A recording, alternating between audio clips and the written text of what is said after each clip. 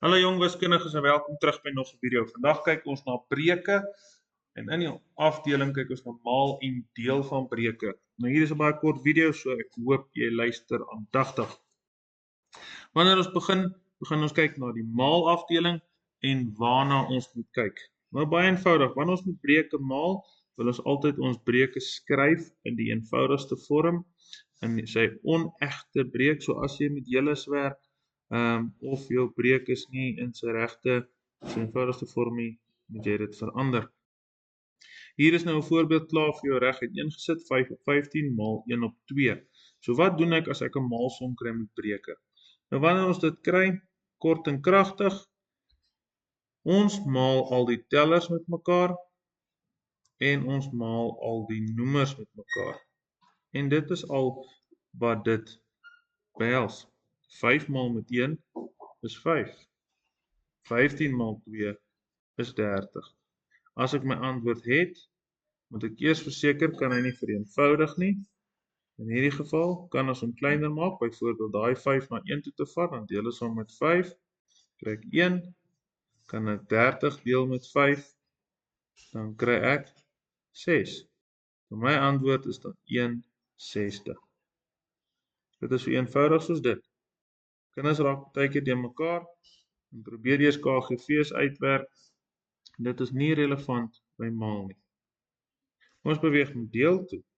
By deel, presies dieselfde som as wat jy net gehad het. Is daar so 'n bietjie 'n kinkel in die kabel. Deel is nie dieselfde as maal, waar ons die onderste 2 en die boonste 2 met mekaar mag maal nie. Maar daar is 'n reël.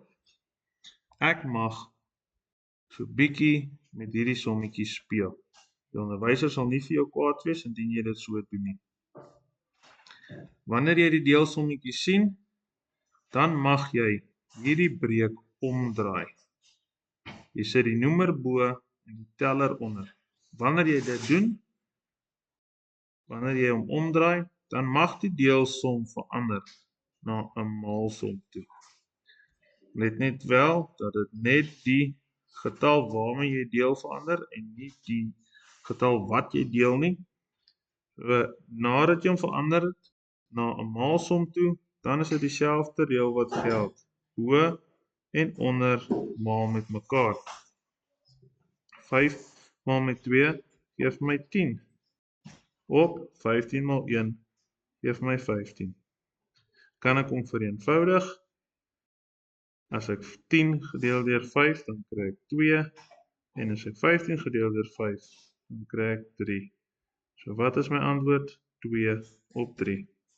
En dit is al wat maal en deel behels. Die grootste kopseer in die eksamen of 'n toets is om jou breuke in sy onegte vorm te kry en om seker te maak jy werk met die regte simbool in die binnekant. Dan behoort jy hierdie somme of breuke maklik te kan uitwerk. Baie dankie dat jy aandagtig geluister het en ek hoop jy kry dit onder die knie.